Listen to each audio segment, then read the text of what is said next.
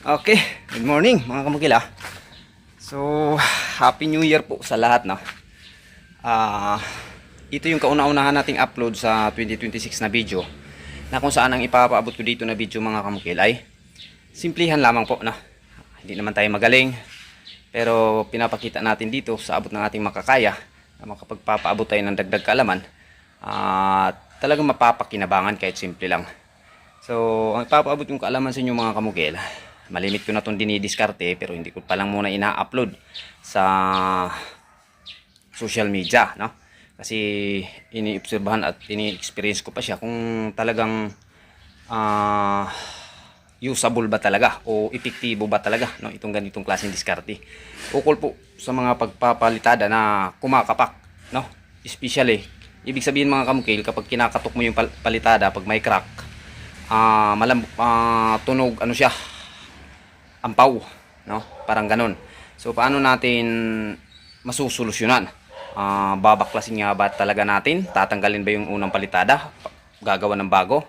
Especially mga kamukis sa mga dating wall na pinapalitadahan, sa mga renovation, malimit na mangyayari ito, kumakapak yung palitada, may mga part na kumakapak, no? Ulo sa mga bagong gawa, meron din ganon. Paano ba maresolbahan? Simpleng pamamaraan pero napaka-epektibo. Okay? Ito sa ating project mga kamungkil, Iligan City, ito na yung update natin, no?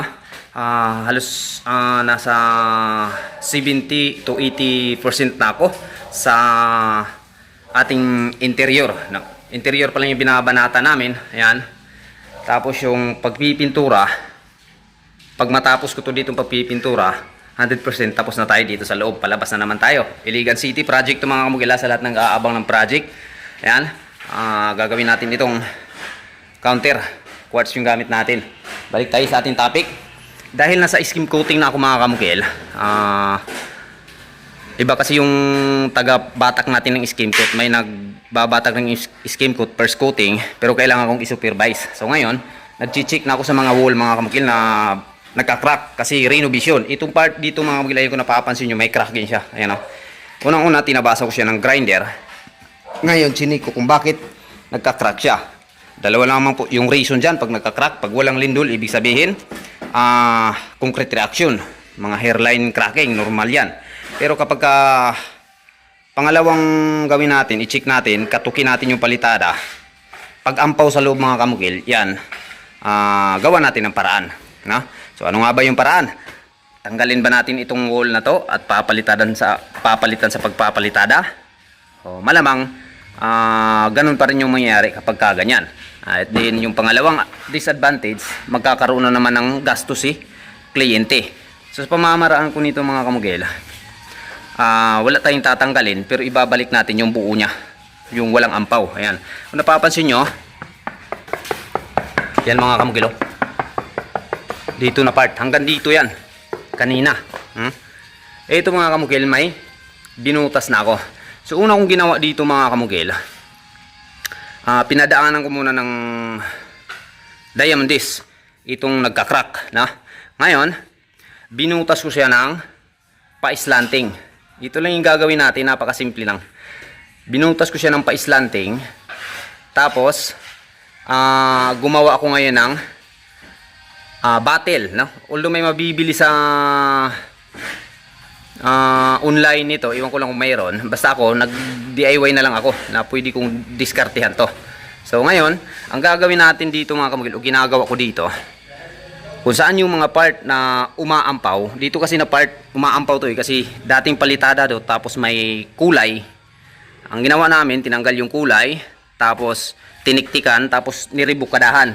Pero nang matapos ng palitada, after 1 week, ito na yung resulta niya. Lumilitaw na siya, umaampaw siya dito na part dito. Kasi medyo may kakapalan to. So ngayon, sinusolusyonan ko siya dahil nasa skim coating na tayo, hindi natin pwedeng pabayaan to, no? Kasi kapag ito ma-detect ni may-ari, ni kliyente natin, madidismaya sa atin, no? Ampaw pala yung mga palitada, bakit hindi man lang binaklas o ganun, no? So kung ngayon magdi-declare tayo, babaklasin natin to, papalitan natin ng bagong palitada, pwedeng maayos, pwedeng babalik siya sa dati. Pero ang disadvantage, ganun nga, magugulat si may-ari, bakit nag-u-order na naman ng simento, lalaki na naman yung gastos. So itong pamamaraan ko mga kamugil, Ako'y tumutulong lang po sa may-ari na mapapatipid. Yan. Una kong ginagawa, binutas ko tong part na to dito kung saan yung mga ampaw. Kinatok ko siya mga kamukil. Kung saan yung mga ampaw, binutas ko siya ng paislanting, no? Ang laki ng butas na yan, umaayon po sa tube na aking ipapasok dito. Ayan, no? Pagkatapos yung na-prepare na ibutas ko na to, ayan, may mga butas, paislanting mga butas mga kamukila. Humanap ako ng mga plastic bottle.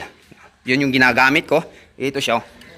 Tapos, nagtimpla ako mga kamukil ng purong simento na medyo malabnaw.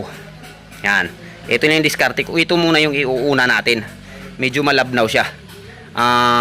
Babasain lang natin sa loob na, sa ilalim ng palitada.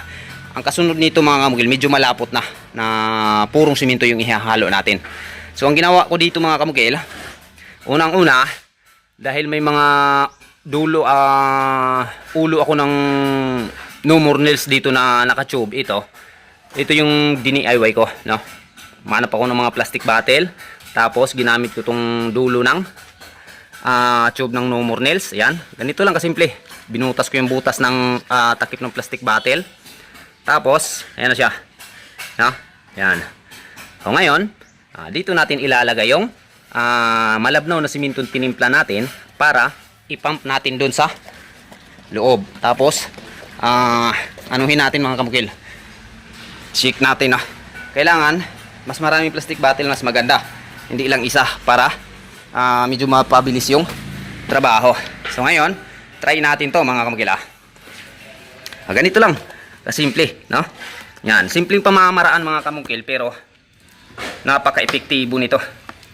Yan lang, oh. So, sa ganitong paraan, nakakatulong tayo sa may-ari. Ayan, kung napapansin nyo, lumalabas na dito. Yan. Yan, o. Pansinin nyo mga kamukil, o. So, ganun lang. Kasimple. Yung diskarte. Yung mungkin, o. Sana makapagbigay tayo ng kunting kaalaman sa inyo mga kamukil. Yan. Pag napupuno yan mga kamukil, problem is solved, no? So, makakapit na yan sa ganitong diskarte. So, sana lang mapagkunan nyo ng idea mga kamukila.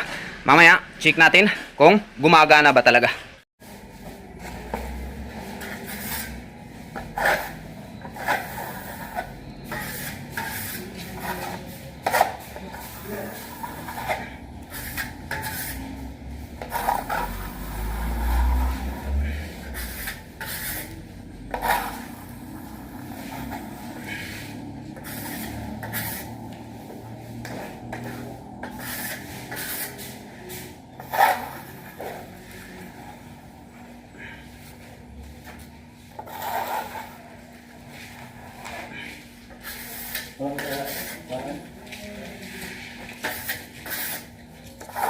Ha?